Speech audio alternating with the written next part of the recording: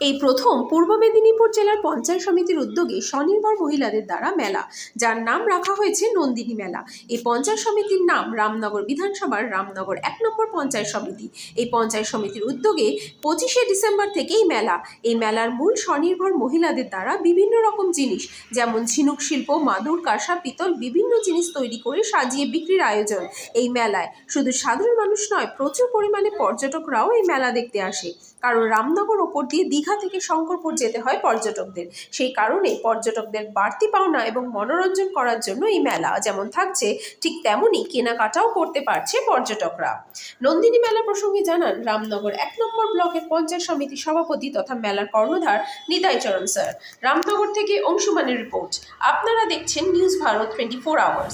ঝিনুক থেকে শুরু করে বিভিন্ন ধরনের পণ্য তারা এখানে স্টল সাজিয়ে বিক্রি করত এবং সেটা